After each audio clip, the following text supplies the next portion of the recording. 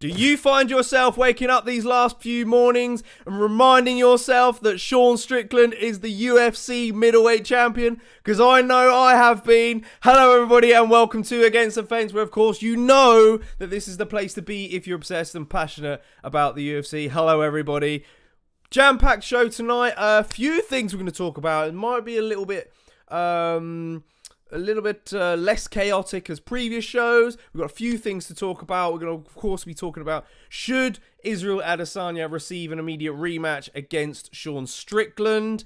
When will he return? We'll be talking about Eugene Bareman's post-fight reaction during the post-fight press conference, because Israel, as we know, didn't really sit down and talk to the press much post-fight.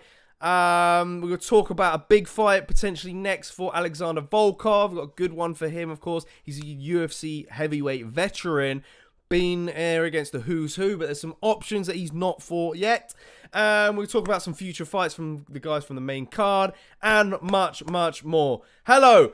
Welcome in. Don't forget to hit that like button if you've not done so already, and of course the subscribe button if you're new to the channel and you want to be part of a MMA community like none other. Then get involved, of course, as well. And there's a lot of ways to get involved, whether it be the Discord in the description, or whether or not you want to get involved with perhaps our post pay-per-view fan cams, which we do as well. We've not had one in a while, so we'd like to get us on emails and write to us, and so many different ways in which you can get involved. Probably make some shout outs to some of the prelim guys, I guess. Jamie Malarkey getting the decision win. And how did you guys do on picks this past weekend as well? Because I think I got 3 wrong overall. But shout out to Carlos Ulberg. Knew that he'd get the job done against Jung Da-un. Didn't think it was going to be a submission, mind you. That surprised me. But, great win for him, of course. And Naspat Hakparas back on wheeling columns as well against Landon Quinones. Yes, Breezy. Morning, Breezy. Welcome on in, brother. Welcome on in. Did you manage to catch up with the fights? Because we didn't catch you on the watch along, of course. And interesting to get your take on this middleweight division. More to come. Welcome on in. Hit that like button. A couple of prelims. Unfortunately, Blood Diamond didn't get his first UFC win, still lacking, and I'd imagine he's not going to be around the organisation for long. But as I said, lots to talk about tonight, we'll probably just dive straight in then, shall we, with some of the events and recapping some stuff from the main card, just the main card that we're talking about. So let's head on over then to the first fight, of course, which was Tyson Pedro versus Anton Chikali. Angus, who you may have seen in the chats a few times, has been on the channel as well during our watch-alongs. He's a big fan of Anton Chikali, supporter of him, the big Swede, still yet to get his UFC win. I don't think there's going to be much left for him, to be honest. I can imagine the UFC will probably cut him. I'd like to see him end up at Cage Warriors. I think that'd be a good move for him. Get on a European circuit, or maybe you might end up at one of these other organizations like Octagon, or what else is there around Europe? There's a lot of big promotions in Europe, to be honest, doing big shows in like Colosseums and stuff like that. So he could even just go down that path if he wanted to. But yeah, that's where I see him being next is probably at Cage Warriors. As for Tyson Pedro, though, I've got 2 options for him. I think Nicolau Negumereanu would probably be likely one of them. He's 13-2. Of course, Tyson Pedro looked in better shape against Anton Chikali, by the way. It was good to see him back on the winning ways. But he now moves to 10-4. So I think that matchup against Negumereanu weighs up quite nicely, I think. Similar in terms of experience. Negumereanu, bit of a pressure fighter. He's going to look to take the fight to the ground. But he's fallen short recently. But he hasn't fought since he got knocked out by Carlos Ulberg back in November. So that's the caveat of picking this fight, because you think that maybe he's due to get one booked soon. Not really too sure what's happening in his personal life at the moment. But yeah, I'd imagine he's going to be back in very, very soon. But I think, yeah, stylistically is a great one. Or the UFC could throw Tyson Pedro, Maxine Grisham, who is had quite a bit of experience under his belt. He's coming off a loss against Philip Lins, which was back in June, so not too long ago. He has two wins in his last 5 bouts, so not great. And Tyson Pedro, however, is at 3 wins in his last 5. So, similar kind of recent records. So for that reason, I think that makes sense as well. That's why I would pair those two up and see who's the better man. I think Maxine Grisham's got quite good grappling as well. So Tyson Pedro, of course, dangerous on the feet. We saw that knockout against Takali was insane. I wasn't surprised. I picked Pedro. I think I picked him by knockout as well. I think may have been. I could just see it coming, to be honest. Takali, I think, is going back onto the local circuit. I think will do him a world of good. He's had a lot of finishes, which got him into the UFC. But against these top caliber guys, he's just not, he's lacking a few things. I think he easily gets hit. I think his striking defense, of course, needs to be worked on, and kind of keeping that guard up most of the time, and do better damage, I think, as well. So yeah, that's what I would do for both of those guys. Smash a like on the video if you like those options. If you don't like those options, let me know. Pop a comment in the comment section as well. That's always helpful, and we'll respond in due course if you're catching this at another date. But let's probably head on then to the second fight of the night, of the main card. Sorry.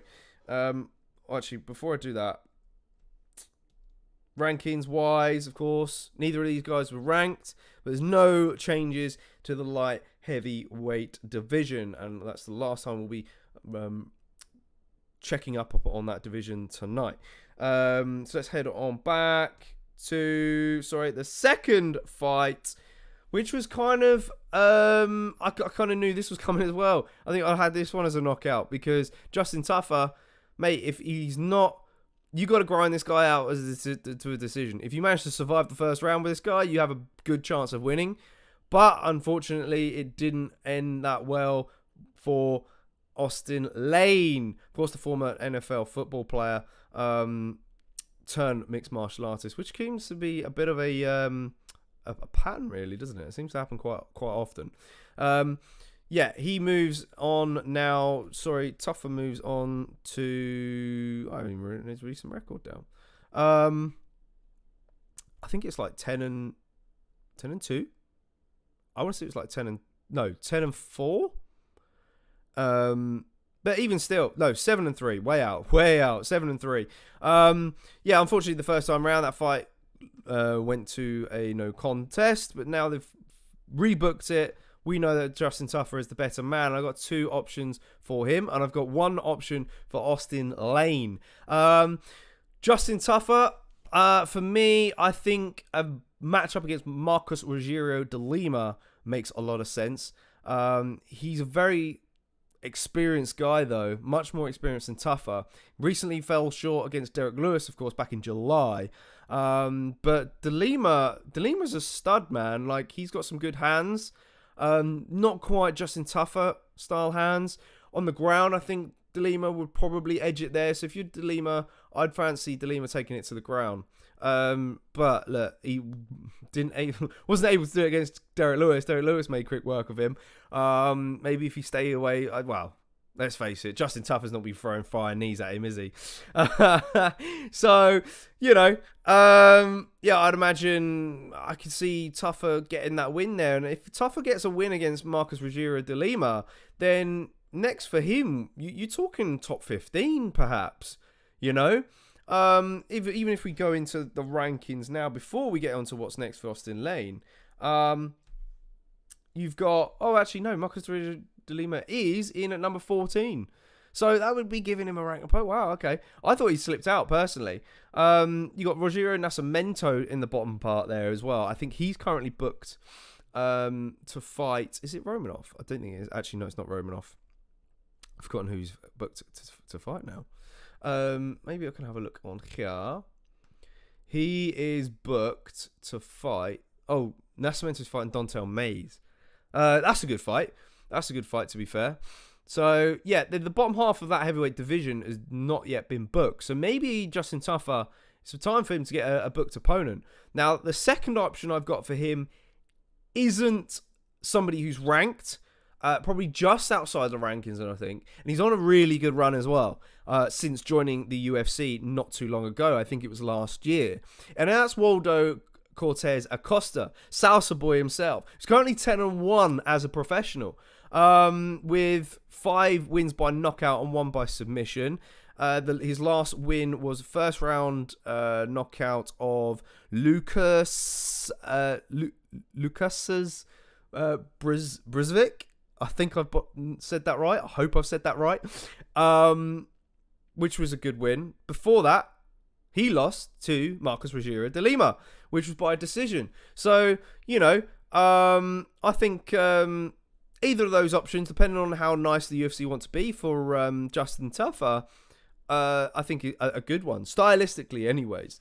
The one against Acosta will be difficult because he's got that wide stance. He's very calculated with his strikes as well. He's I guess stance-wise, it's probably similar to Austin Lane, but I think that Waldo Acosta is just technically better as a striker. So he could cause more problems for Tuffer in that area. If Tuffer wants to win, he's got to get in close, of course, set up that big power right of his, and look to take out Acosta clean. So yeah, I would make that fight. Breezy says, I see him struggling beyond top 15/10. Yeah, me too. I mean, but then who knows? Who knows? Like, you would have thought that Derek Lewis would have done the same a few years ago. You would have thought that Tai Tuivasa would have done the same a few years ago. So, I don't know, man. I don't know. Look, we've seen wilder things in this sport, haven't we? Like, Sean O'Malley, I think he was destined to be champion. Sean Strickland just became the champion. So, look, and we all wrote him off, which we'll get into a little bit more later on, and whether or not he should rematch Izzy or not. And we'll be breaking down some of those options that he's got. So stick around for that and hit the like button, of course, if you're excited to get through that. But yeah, Justin Tuffer, I wouldn't write him out because, there's some heavy hitters in this heavyweight division that he could very well catch and put out. Who's to say he couldn't do the same to Alexander Romanov, couldn't do the same to Marcin Tybura, or even Derek Lewis for a fact. Okay, Derek Lewis was probably a bit more explosive. Lewis versus Tuffer is a good one. I'd like to see that, but hey ho, I don't know. Tex, welcome in, buddy. Welcome in. He says, my co-worker made a bank on both Sean's. No way. How much did he win? Tell me. I'm excited. I want to know. And also, if you got any future fights that you would like to see Justin Tuffer fight next, let us know in the chat. Because I've gone for Marcos Rogério de Lima and Waldo Acosta. Waldo Cortez Acosta, Salsa boy himself. So, that's what I've got for him. For Austin Lane, though, I've got one thing for him. I think Josh Parisian is a good option for him. Unfortunately, Austin Lane since he's had 2 fights in the UFC, 1 loss, 1 no contest, still searching for the first win. And I think Josh Parisian would give him a good test. Now, Josh Parisian, however, pulled out of a recent fight against Walt Harris back in July. So I'm not too sure whether or not the UFC are holding on to make that fight. They could even do Walt Harris versus Austin Lane.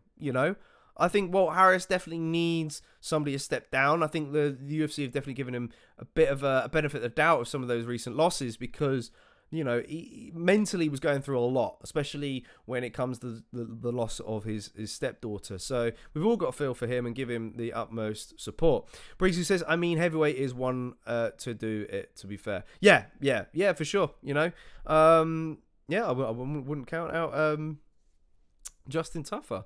But in terms of movements, we'll get into more movements later on. As you can see that Spivak and Volkov have gone up. Titovus are now down at number 8. Sergey Pavlovich dropped down one place. But actually, I think he was joint first with Cyril Gane. So that's why he's dropped down. Don't know why he was joint first, but for a brief period he was. But yeah, that's what I got. Josh Parisian for Austin Lane, and for Justin Tougher, Marcus Rogério de Lima and Waldo Acosta. Moving on to the third fight of the main card, Manuel Carp against Felipe dos Santos. Look, got to give it to Felipe dos Santos for stepping in against a tough guy in Manuel Carp. You know, he definitely probably won some fans in giving Carp a good test. Now, I liked the look of him, and I felt that there is probably the step up in competition was a bit too tough for him. You know, Manuel Carp caught him a lot of the times, was probably close to getting him out there. I mean, it looked that way to us, but look, props to Santos for biting down on that mouthpiece and staying in there. I mean, his cardio is pretty insane. We said that during the breakdown and the watch along that this guy can put on a pace and maintain that pace throughout.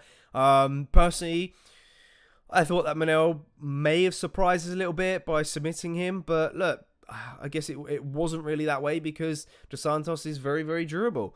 And Manel will probably move on now and fight Kai France because that's the fight he wants.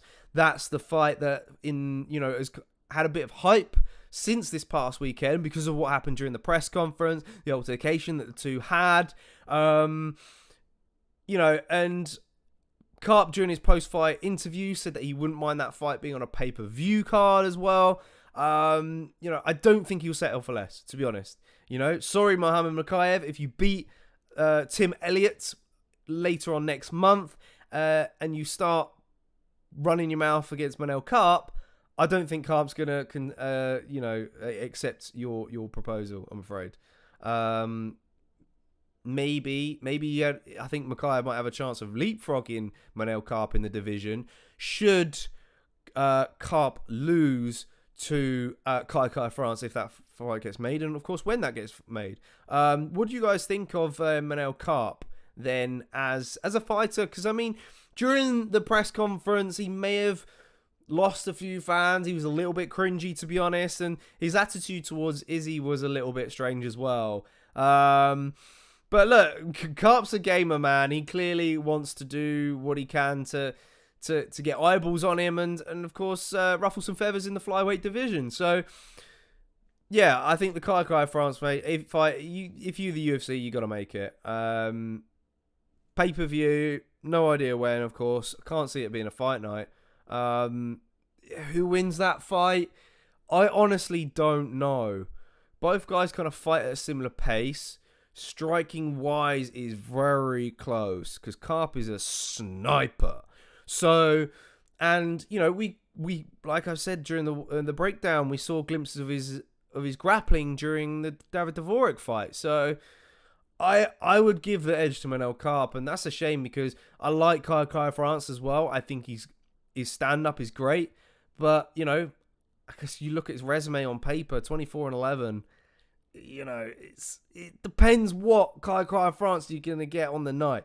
I'm afraid. I've really felt bad for him in some of those losses, especially against the Brandon Moreno one. Moreno was just a step ahead of him and just showed his level was on a completely different one to Kai France. So, yeah, I'd personally take Carp in that one.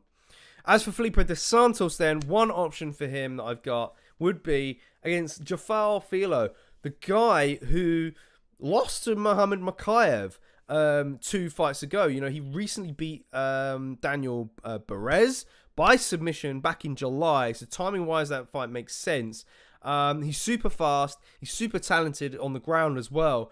And why would you not put that fight on the card in Brazil in November? I think you should. I think there's definitely some more room on that card. And if you want a quick turnaround for Dos Santos, why not? I'm interested to see what's next in there. So yeah, smash a like on the video if you've not done so already. I'll keep saying it, but and hit that subscribe button if you're new to the channel as well, and comment down below if you are joining us at a different time.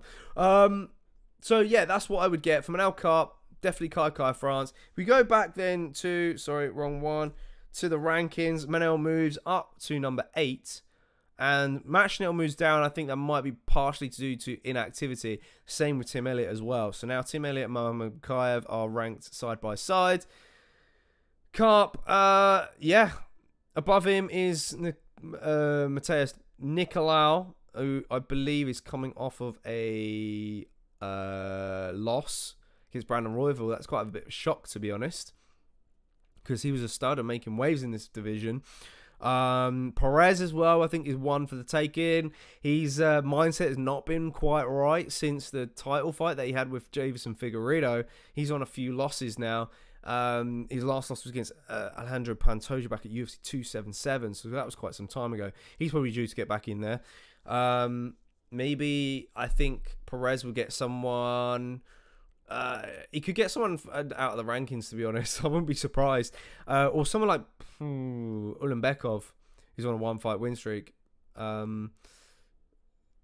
So, and you've got Machinel's recently booked a fight in November against Stefan Eregek. I've actually not seen that guy fight. He's from Australia, so I'm surprised he wasn't on this past weekend's card. But yeah, Karp moves up 2 spots. Now 4-fight win streak. Chasing Kai France. If Kai France is not ready, then would they give him Brandon Royval? They could give Brandon Royval. We still don't know what's going to happen for Davison Figueiredo. I'd imagine he's going to get booked up against bantamweight. So once he gets put in the bantamweight, or gets a bantamweight fight, I think he'll probably slip out of the rankings. Amir Albazi's waiting in the wings for a title fight. He's probably next. And then I would personally do Brandon Royval versus Brandon Moreno. So Karp has no choice but to fight Kai France or Mateus Nicolau. So yeah, it all depends on when Nicolau's Kai France is going to be ready. Sorry. So yeah, that's my piece on the flyweight division. Let's move on then to the co-main event here already, of course, smashing it out tonight. Alexander Volkov. Now, he's really impressed me as of recent, and I expressed this during the watch-along, because he's now moved to, what is it, three-fight win streak now, all finishes. He felt that he should have got a bonus. He expressed that during the post-fight press conference, and I think he probably should have done as well. You know, Tai Tuivasa is difficult to take out. He's tough. He's durable. And yeah, okay, he got stopped in his last fight against Pavlovich, but you know, Volkov to submit him as well. Volkov's not had a submission since 2016. It's his 4th overall. So props to him. You know, he continues to rise back up the top of this division.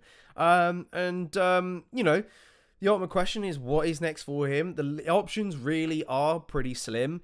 Is he due a big fight now after taking out the likes of Rosenstruck, after the likes of Alexander Romanov and Tai Tuivasa? You know, I don't think he is. You know, during the press conference, one of the media members for some reason chucked out Tom Aspinall's name, and I'm like, look, mate, you're not up to date with the heavyweight division? You're not up to date with things? Like, Tom Aspinall beat Volkov, like destroyed him in, I think it was like the first round, right? In March of last year. So we can't see a rematch. Come on, like, we just can't. He tried his best to kind of like say, oh, you know, it'd be great to have that rematch, maybe somewhere else. So maybe he was kind of blaming the fact that Tom Aspinall was on home soil, and I think there is some advantage there to that.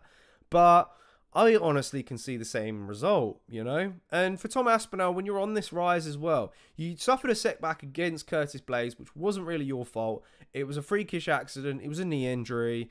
So I don't really count that as a proper loss. I mean, yeah, look, you're coming from the Brit. This is the Brit that's saying this. But You know, it's not one you can kind of look at and go, well, he's missing that area of his game. He didn't get beat decisively, and I would like to see that fight get run back at some point, but it depends on Curtis Blade, really. So the only real option for Volkov in this, if I just head down to the rankings again. Oh, sorry, wrong one. Back to the rankings. Oops. Yeah, he's fought the likes of Curtis Blades. He's fought the likes of Spivak, beaten those guys. The only real options are the loser of Curtis. He's not fought Blades. Is he fought Blades? I'm getting this wrong now, aren't I? I'm second guessing myself. I thought I was memorising everything. No, he lost against Curtis Blades back in 2020, so a couple of years ago. But look, that's probably his only option, really, is the loser of Blades versus Almeida. But I think both fights are horrible matchups for him, because both of them are very good on the ground, of course. Yeah, because he's beaten Tybura, he's beaten Rosenstreich, of course, which we mentioned a second ago. I guess the people he's not beaten. He lost against Derek Lewis. Do I see that right? Oh, he hasn't fought Spivak. I thought he had beat Spivak. My bad. I'm completely wrong on that. Spivak, would have been a good one, but he just got beaten the crap out of by Cyril Gane. And Volkov, if you're Volkov, why would you accept a fight against a guy he might be forced to take that fight, though? I mean, it'd be doing Spivak a bit of a favour in a lot of ways, because he's coming off of a loss. But look, Spivak against Volkov, I think probably makes a lot of sense as well. Just because they're side by side in the rankings. Other than that, there's not real much option. Unless he's really a sucker and gets anyone else. I can't see anyone else rising, to be honest. Made Tybura look easy. Yeah. That's all it is, I'm afraid, for Volkov. Sorry, Volkov. Gotta keep impressing, I'm afraid, if you want to get back into that title picture. Yes, Hendrik Leroux. No rematch, says Hendrik. No rematch for Volkov. Oh, okay. I think he's referring to the title of the video. We're gonna get into that fight in just a second, my man. Because it's gonna be interesting. I think you might side with me. You may not side with me. And we'll break down the potential options that we've got. That's coming right up your way. Welcome on in, George Merry. The champ is here. Evening, JK. Evening, George. Missed you, my man. Let us know what your thoughts are with some of these matchups then. He says Volkov is the wonder boy of the heavyweight. Is good enough for top 10, maybe top 5, but not top 3. And look, that's a good point. That is a very good point. Because when you look at the loss against Tom Aspinall, look, Tom Aspinall, I think we knew style-wise, his abilities everywhere. We knew he was going to be a potential top 5 contender, without a doubt. Cyril Gane, same thing. You know, the loss a few years ago, back in 2021, Gane was this phenom, this rising phenom. You know, he's a unique specimen in the heavyweight division. We knew he was going to end up in top 5. So you take those losses away. Curtis Blades, gatekeeper, whatever you want to call him, dark horse in the heavyweight division. He's been around for some time as well. Lost against him. That's no punk. You take away that, you know, the loss against Derek Lewis. He was doing well in that fight until he got caught in the 3rd round. So yeah, Volkov's a sneaky guy, former Bellator champion as well. Like, you know, highly underrated, I think. I personally, you know, I'm not saying that I'm a Volkov fan in the slightest. I admire his skill set. And he's, like I said, he has impressed me lately, and I would like to see him get another crack into the top 5, perhaps. But I think we're gonna have to see. Really, I think he's gonna need one more fight. As for Taito Avasa, then, like I said, drop down to number 8. You know, do you do a Sergey Spivak fight? He fought Spivak. He fought Spivak some time ago. Actually, that's the one I was getting mixed up at. That was back in. Did he fight Spivak? I'm saying, why are we getting all this wrong? What is going on? Do you know what? I've had absolute busy week. I do apologise. No, sorry, I'm clicking on the. Oh no, I'm clicking the right person. Yeah, sorry, Tavasa. No, I'm looking in the wrong areas. That was back in 2019, so quite some time ago. If the UFC, like, who knows? We recently saw a rematch between Ryan Spann and Anthony Smith. So if the UFC gets stuck and someone really is desperate for a fight, then I guess they could really pull it off. But yeah, I'm gonna read that to his just set. But yeah, Taito vs Spivak rematch could be a good one. But the other option would be Alexander Romanov for Taito Vasa. Now, it's a tricky fight, I think, for both guys, because the question is, can Tai prevent the takedowns? Not too sure about that one, especially against a unit in Alexander Romanov. And can he make Romanov tire in the first round? Because, from what the problem with Romanov is, he gasses too early. We've seen that in his recent fights. And yes, his wrestling and grappling is quite something. He's really good at holding people down. His strength is amazing, but it doesn't really last past the first round. So if Taito Vasi can really put pressure, stuff takedowns in the early goings, you're far away at that lead leg, which he normally does, which is pretty good. And maybe wear him down, match him physically in the clinch, then maybe he can catch Romanov later on. It's a bit of a chalk up, I'm afraid. George Murray says, JK, you've got dirt on your shirt. Mate, this is new, man. I'll tell you what about this shirt? I got this absolute bargain. It's not a Chinese rip-off, mate. I'm telling you now. Because the tags are absolutely right. The tags are still in the back, actually. I got this. This is normally £80. I got it for 35 on Vinted. The guy, I don't know what the guy was thinking about, but because a lot of the Chinese, not copycat ones, are they sell for pretty cheap because they are sold pretty cheap. They're not legit ones, but they look close enough though. But yeah, there's a little bit of a side note. There you go. Look on Vinted and Depop if you want any football shirts. What's up, Charles Barkley, mate? Charles, smash a like on the video, my man. Where have you been? I've missed you, Charles, especially in these aftermaths, man. You've got some solid points as always. And I've lost my mouse to get your second point up.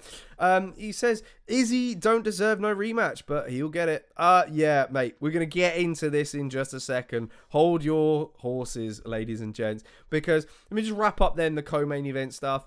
Alexander Romanov, I would give him the loser of Blaze versus Almeida or Spivak. And for Taito Vasa, you could give him Spivak or you could give him Alexander Romanov. They're my options. Okay, then. Look, it's enough of the previous fights. Whether you enjoyed them or not, would be good to know. I enjoyed it. I think it was a cracking card, personally. But I know a lot of people, I think, are more stoked about this main card. We'll get into some socially bits a little bit later on. There's not as many this episode because, like, I think there's not been a lot to talk about post this pay-per-view. Let's be honest. I think people are just too shocked about the outcome. They really are.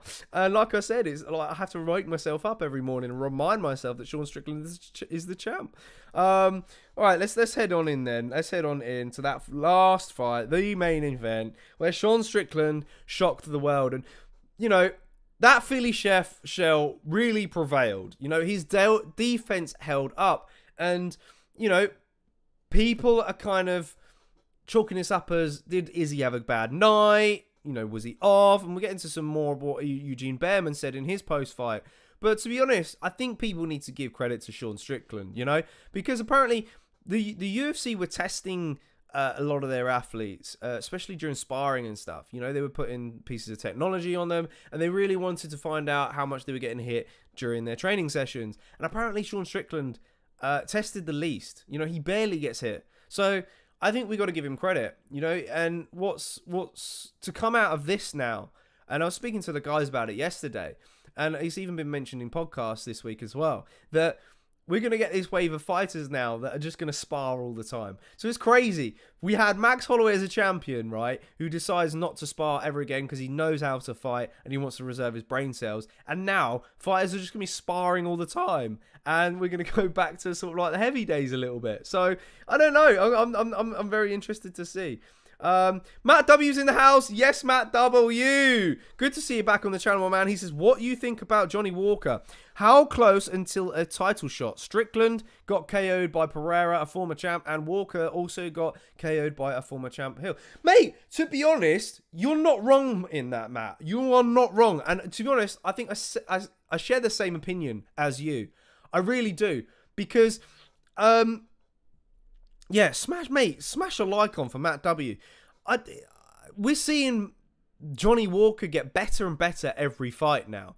And, you know, taking out Paul Craig was great. Okay, maybe Paul Craig's a bit undersized. He's a big heavyweight. I think he's just been very unlucky. You know, he's been caught. His defense isn't... He's managing... Well, the problem with Johnny Walker was managing his offense and his defense. You know, he was needing to find a middle ground in there. And he's starting to find that middle ground. So, yeah, if he upsets Ankalaev, then geez, he's there, you know? Especially when Ankalaev's on this crazy win streak. So, yeah, I think you're right. I think Johnny Walker can put himself into a title fight. If he loses, however, against Ankalaev, I'd like to see him at heavyweight. I think Johnny Walker at heavyweight can be a problem, you know? And you're probably like, but JK, we've seen him get knocked out by light heavyweight. So if heavyweights surely heavyweights are going to knock him out. Yeah, maybe. But, you know, not only that, I think Johnny Walker's going to move a lot quicker than most of those heavyweights. Apart from Cyril Gane, of course. I think Cyril Gane will probably be a lot quicker than Walker. But, you know, hey-ho. Walking in, Mark Shaw. Yes, my man. Waking up in the morning to find out Sean 1 completely blew my mind. He legitimately dominated at wild times. I'd like to see Izzy versus DDP and Strickland versus Costa versus Hamzat winner. All right. Okay. Yeah. Back to the fight, though. I will get into some of the options in 2 secs. Just want to touch upon a few things. This fight did show that Strickland is coachable, because I did say during the breakdown show that I wondered whether or not that he's the type of personality who can be coached and listen to his corner in between rounds, and I think we kind of showed it, because whatever Alex Pereira apparently showed him worked, and it showed. You know, he applied it in the fight, and we saw that. And I did see a clip in midweek, actually, of people comparing that clip and then to the moment in the fight. But my question real quick to you guys then is, was this a similar moment to when Bisping won the belt? Because we did put out on social media as what was the biggest shock. Was it Michael Bisping winning the belt, or was it Sean Strickland winning the belt? My personal opinion, I think this was the more shocking, because going into that fight, I kind of knew that Michael Bisping was going to beat Rockhold. You know, I just knew it. I just had that feeling that Bisping, with the no pressure on him, short notice fight, that he was going to perform better. And look, I put money on that fight, and I got some good winnings back. And I'm not really much of a betting person. So I would say it's similar in terms of, I guess, a way of that we didn't expect them to become champions. Yes, right? They're not similar in terms of opponents, though. You know, Izzy compared to Rockhold, come on. You know? Izzy's meant to be in the prime of his career right now. His style was best matched for Strickland. And he lost. So, for that reason, it's not similar. But then it is similar because we didn't really expect either of them, I guess, in a way, to become champion eventually. You know, when you looked at their careers, okay, maybe when Bisping beat Anderson Silva, you're like, okay, title run could be on here. But then you also had that, well, it's not prime Anderson Silva, he's fallen off, blah, blah, blah, blah. And, you know, with the Bisping ones, you were like, well, if he loses to Vitor and he loses to these wrestlers, is he really going to prevail against grapplers in the middleweight division? And, you know, I don't know what you guys make of it, but that's something to leave you there. As for the matchups then, do we want to see the Izzy rematch? I think personally this option will be the UFC's preferred option, because it's the money fight. It's probably the fight that's going to bring in the most money, potentially, right? Depending on the outcome of one other particular fight, which would be the Paulo Costa versus Chimaev winner. But the problem is, with that, is if Chimaev wins, do you want to see him in a title fight against Costa? Paulo Costa, who's not been very active as of recent, You know, I think Costa will give him a good test. I'm not overly confident that Chimaev is going to win. You know, I'm not completely going to say I'm 100% certain, because Costa's going to cause him problems. I know he will. I do think Costa is talented, you know, but his performances are kind of hindered since that Izzy loss. You know, there was a Vettori fight where he missed weight, and then it was a catch weight and didn't really perform against Vettori. And various other fights. The Rockhold one, it was like, should he really have been fighting someone like Luke Rockhold? Okay, Rockhold's a former champ, but he'd fallen on hard times, and you know, I just think a win against Costa at this stage might not even warrant a title fight, especially when there's contenders ahead of him. In my opinion, so maybe Chimaev might have to wait 2 more fights until he gets a title fight. So I don't think yet. George Murray says O'Malley now. Sean, I hope Colby doesn't do the hat trick for champions we didn't expect this year. Mate, don't. Okay, a little bit on that piece real quick. So I don't know if you guys saw on Twitter the tweet that someone put out about we're in the end game now. We are officially in the end game, ladies and gents. If Colby Covington pulls it off against, I've got a horrible feeling now. And look, of course, being a Brit, we're gonna cheer for Leon Edwards and hope that he gets it done. I'm not hopeful. I'm really not. And not only that, you know, the last 2 pay-per-views now, we've had a new champion. We've got Makhachev versus Oliveira coming in next. So is Oliveira going to get the belt back? Now I'm starting to get worried. As a Makhachev fan, I'm starting a little bit worried here. All right. Things might just come in threes. But back onto the middleweight division then. Yeah, I just hope... I hope that Kobe doesn't pull it off. But, yeah, I don't know. Matt W says, feel like Vera would break Strickland's record. Marlon never gets touched. True. That is true as well. I don't know. Really? Maybe he needs see more improvements in Marlon Vera's game. He needs to level up a little bit more. But hey, he's going to fight O'Malley again, so he could leapfrog everyone. So I don't know. George Murray says, I bet Sean saw Francis when he first came in Extreme Couture and wanted to fight. Yeah, Sean's definitely that type of guy, and I'm sure they've shared some rounds together. I think he's probably he did talk about that on Joe Rogan, actually. If you not listen to that podcast, I do recommend it. Back on the options for Strickland then. Izzy rematch, favourite option for the UFC. Drake du Plessis is the rightfully next guy in line. He beat Robert Whittaker. And beating Robert Whittaker is your ticket to the title fight. Someone mentioned earlier, Mark Short mentioned that he'd rather do Izzy versus Drake du Plessis. Yeah, I mean, look, the hatred's there, of course. But personally, for Izzy, I think he needs to take some time out. I think he needs to rest up a little bit. He's been very active, you know? And I think he deserves a rest. So, yeah, I would like to see the Drake du Plessis fight, but maybe not just yet. Raphael's in the house. What's up, lads? Good afternoon. Yes, good afternoon, Raphael. Smash that like button, buddy. What do you think is next for Sean Strickland? The other option we've got, so we've got Izzy rematch, Drake du Plessis, Jared Cannonier, who's the last person to defeat Sean Strickland and weighed in as a backup, so you could argue that he is the rightful person in line as well. So, you know, what do you do if you're the UFC? What would you rather do, Drake du Plessis or Jared Cannonier? Personally, I would rather do Drake du Plessis. He's ranked above him at the moment. Sorry, let's clear that chat. If we head on back, pressing the wrong buttons, to the middleweight division, of course, is he dripping down? Drake du Plessis is in number 2. So, look, rankings wise, he just beats Jared Cannonier for me. So yeah, my opinion on it, I hope we don't get an Izzy rematch, because I don't think Izzy deserves a rematch. You know, you are 1 win in your last 3, is it? So no, 2. So no, it's 3. Sorry, my brain's going numb. Yeah, I don't think he deserves one. He's already had his rematch. He had his rematch against Alex Pereira.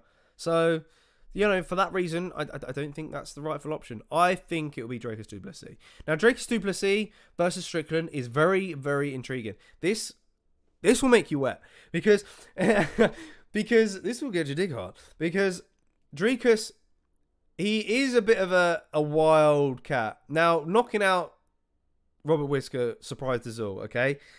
Does he land on Strickland is the question, right? I can't see it because, well, he could. He could catch him because he's a bit of a berserker. However, Dricus du Plessis at 5 rounds, I'm not too sure about. Yes, he had the operation on his nose. Apparently his cardio is going to be better now. We yet to see it. So, he could catch Strickland off guard a little bit by being a bit unpredictable.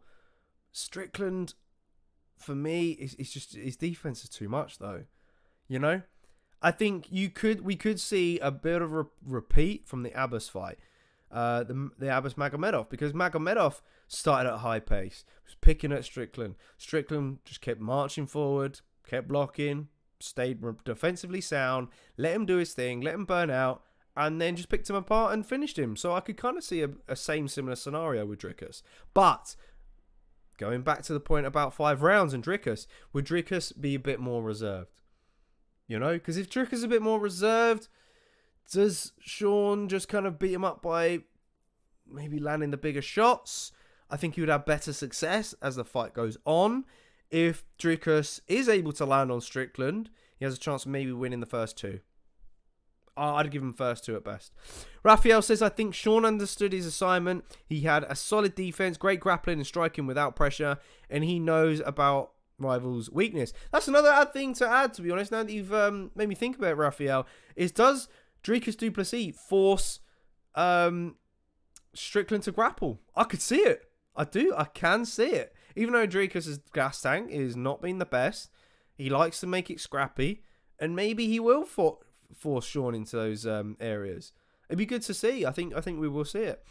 Matt W said, that's wild. Sean always said multiple times, pay me enough and I'll fight Ngannou. Maybe he survives a round now as champ. Look, possible. Oh, man. Yeah. Man, I'm sure they've gone to some wars in the gym. Don't worry, George. Don't worry, Matt. Sorry. George, however, though, saw Sean gave it everything.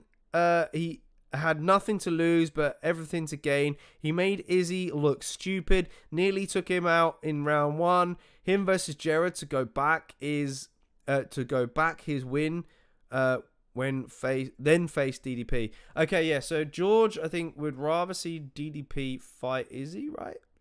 Or does DDP wait out? I mean, we still don't know the time frame of when he's going to return. So that is one thing to add. And if that's not the case, then you do the next person in line, which would be Jared Cannonier.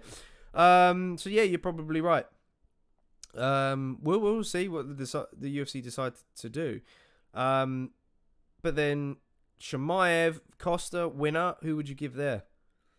If he's able to return, I think Izzy needs to take some time off, personally.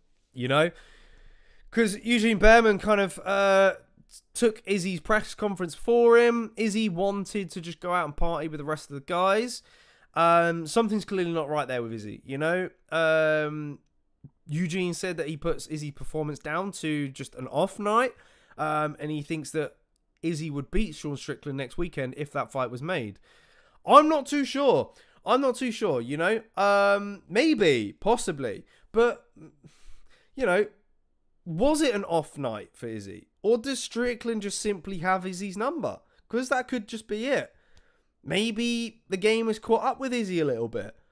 After being so active, and dealing with all the pressure of just being a champ, the level of press this guy has to do, and just, meetings with sponsors, everything, man. It must take its toll on you, and maybe a little bit of a break would do Izzy some good. Because I think, he's fought 3 times this year? Is he fought 3 times this year? I want to say it's not far off, right? Or am I getting this mixed up? No, twice, sorry. Pereira and Strickland. The Alex Pereira first fight was in November. So, there's been a rapid turnaround for Izzy. There really has.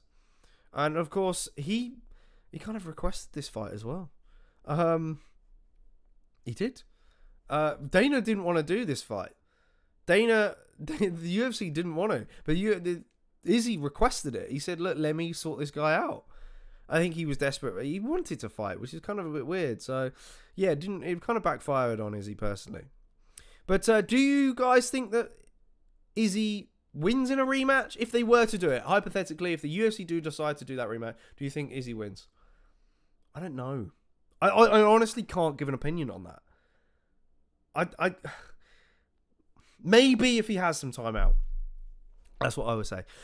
Excuse me. Charles Barkley says Sean had everything to lose. No matter what he says, you can tell beating Izzy and becoming champ meant a lot to him. I've seen him look that nervous on the walkout. This was his only shot. Yeah, you're right. I kind of had that went through my mind as well watching it.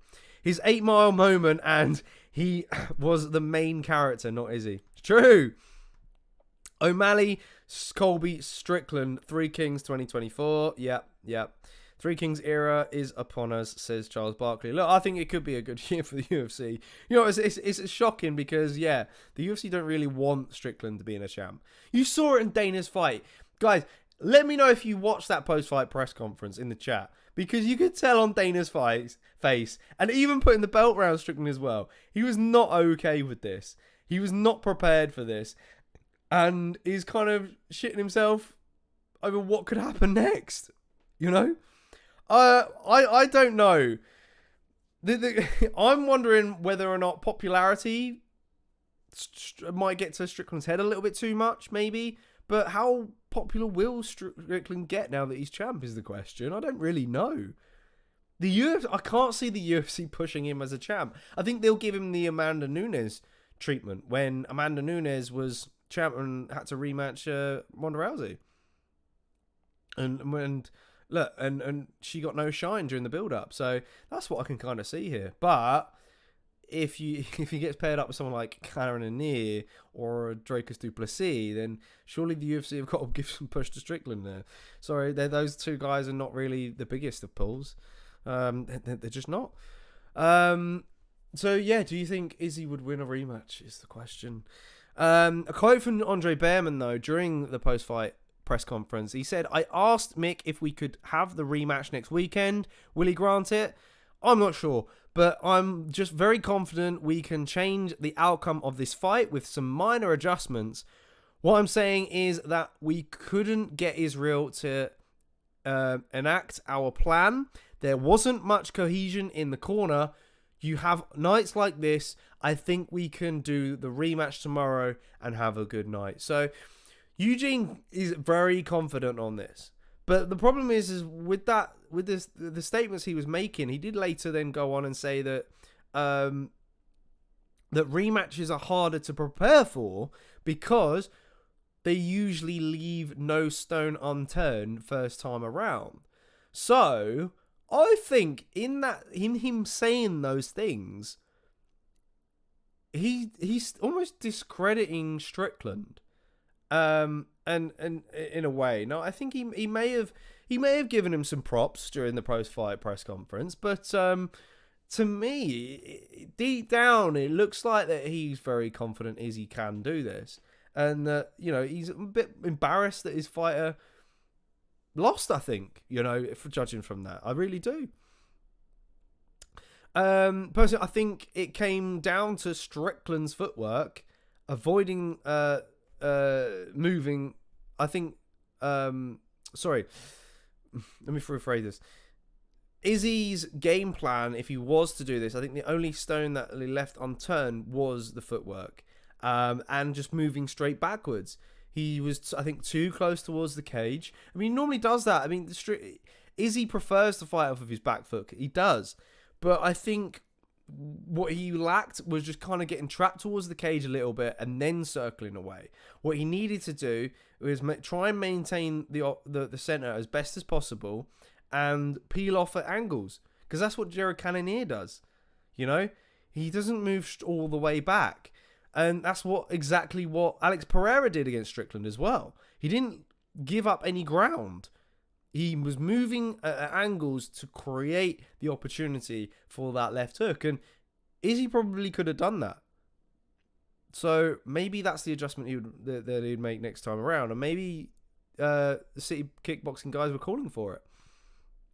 George says, Sean versus Jared, DDP versus Hamzat, or Vettori and Izzy comes back summer 2024. Yeah, I guess. Yeah, Marvin Vettori's got to get a fight, isn't he? Because he's not really. He's not really fighting anyone. He's not really got much option. Yeah, I know that he's fought Hamzat before, so maybe they've trained together before. Sorry, so I can't see that happening. I think maybe the winner of Paul Craig, Brandon Allen might get Vettori. I can see that. I mean, yeah, I could probably see that because Cannonier beat Vettori. Whittaker, Vettori, they've already fought, haven't they? So that's not really doable. Yeah, you're right. I think we're due to see Vettori back. It's a tough one though, 3 wins in his last 5. No, sorry, 2 wins in his last 5. Got that completely wrong. So yeah, I think he needs to wait for the division to catch up a little bit. But yeah, I like those options. Okay, if you do Sean versus Jared, DDP versus Hamzat, I mean, man, that's a tough one. It's a tough one for either. But yeah, I personally see Hamzat getting Drakus or Cannonier. That's what I can see. But yeah, that's basically all I've got time for on the Izzy and Strickland fight. Like I said, I want to see Strickland versus Drakus. That's my opinion. If you're just joining us and you're not putting your opinion already, get them in. We're going to swiftly move on to a couple of headlining bits from this past weekend. Of course, in the social media side of things. Oh, that's the wrong one. A few things really. I mean, a few things just mainly from the main event. Really, there's not been much else. The first option here we've got. I don't know if you guys can see it. Adesanya reflects his loss, and I think this was just due to what was said in the post-fight interview. He didn't really say much. I think there's some bits under that we didn't really see. Daniel Cormier had some interesting thoughts though, which kind of go inside with. Sorry, I'm just trying to get a zoomed-in version of these images up, but for some reason my laptop's not playing ball at the moment. There we go. Right. So what the things that DC had to say about this was the last time Israel lost, all we could speak about was he should be next again. I don't think that is this time. I don't think he should fight for the belt next time. I don't think he should get an automatic rematch. I think the division needs to move on a little bit. And look, I agree. And I think Daniel Cormier is on the same side as some of us in the chats. If you want Izzy to be the next person, come up, speak ahead, pop your comments down below. Because, it'd be interesting to get your takes on it. Does Izzy fans really have a leg to stand on?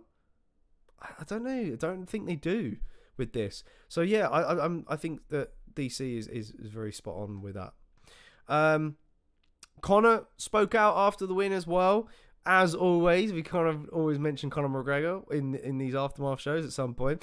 He says the spar-only method crowns the new UFC middleweight world champion. Well done, Sean. Unlucky Izzy. 2 quality operators as well as complete opposite characters facing off. Where else would you get it? Incredible. What a sport. What a company. UFC is king. And this is right, man. This is right.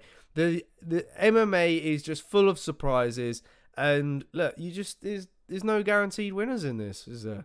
It's kind of proved that this year with a lot of surprises we've had.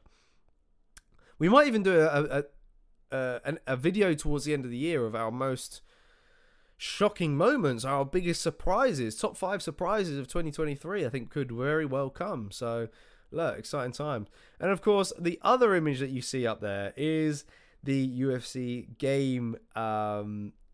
what do you call it? The nightmare, the bad luck thing that happens every time. Yeah, I think this is a good one because you got there.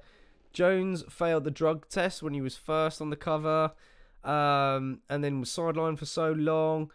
Rousey got knocked out by Nunes, and then Conor got choked out by Nate when that game came out. Then Conor was on the face of the third game and got choked out by Khabib.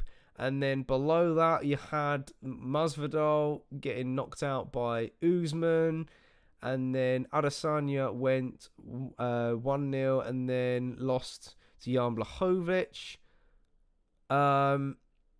So, look, the cover is Valentina Shevchenko, Volkanovski, and, of course, Izzy, who's on the deluxe version. So, does this mean that Ilia Topuria could potentially beat Alexander Volkov?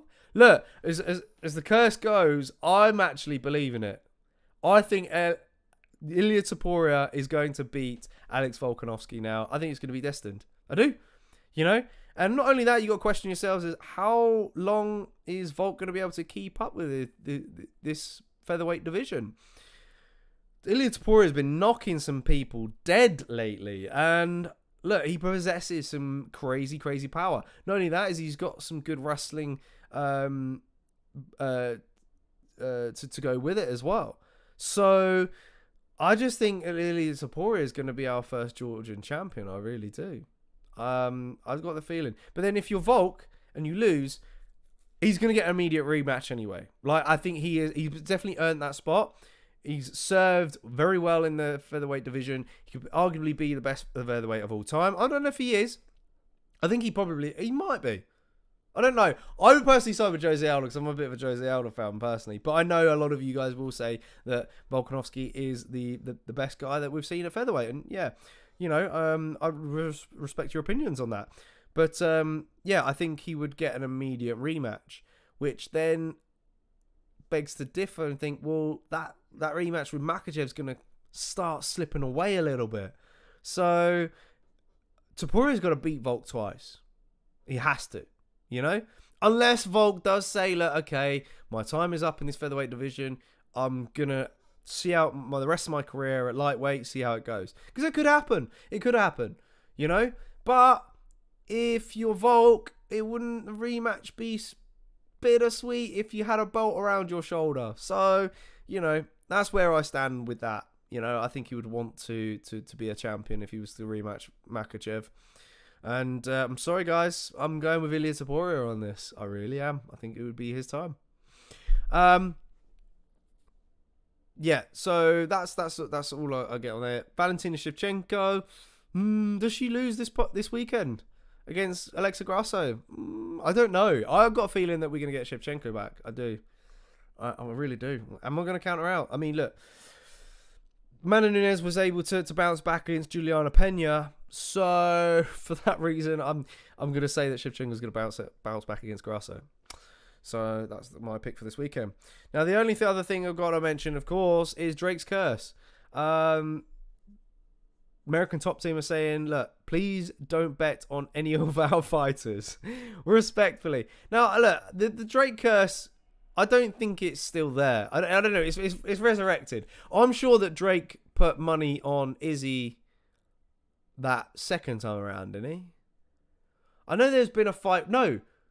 Didn't he put money on Sean O'Malley?